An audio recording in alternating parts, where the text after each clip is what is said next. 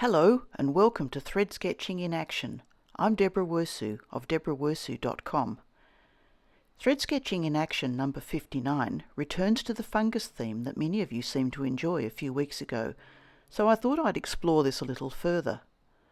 Fluoro fungi is quite different in its construction, being built on a single piece of background fabric, but it does once again feature a dark background. I began by outlining the design first with a fabric marker, something I don't do so often these days, but having created a design that appealed, working in my sketchbook, I felt the need to roughly work out the design first, then outline it in thread before proceeding. I actually urge people to try thread sketching without marking the design first, but there are times when it's useful.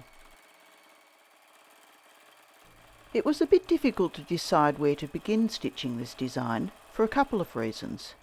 Firstly, I suspected it would end up with some quite heavily thread painted areas, and secondly, I really didn't have a clear idea in my mind about how it would develop. I'd chosen thread colours that would suit my core idea of glow in the dark, but as this was inspired by a photo I took in a completely different setting, I had to let my mind wander a bit.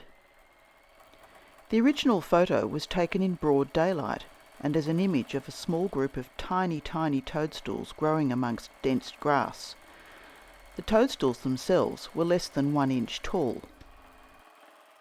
So there were a few mental hurdles involved in relocating this scene in the dark and completely altering the colour set.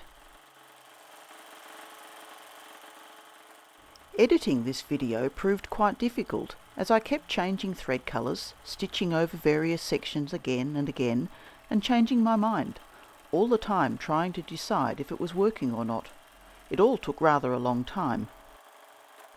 And unfortunately, the light while filming does not give a true representation of the colours, so the images at the beginning and the end of this video show how the colours really appear. The constant changing of thread colours is generally necessary when thread painting if you want to create shading that looks genuine and well blended. And all the while the fungus caps were being stitched, I was trying to decide what to do about the outline stitch that originally marked the design. I was beginning to dislike its look, so I knew it had to go. But that meant coming up with a way to cover it without losing the necessary edge definition of each fungus. By creating a bit of a glow along the underside of each cap and restitching again the tops, I finally reached a point where I was satisfied. Thanks for watching, and I look forward as always to your company next time. Please visit my website at deborahwirsu.com for more tips, tutorials and videos.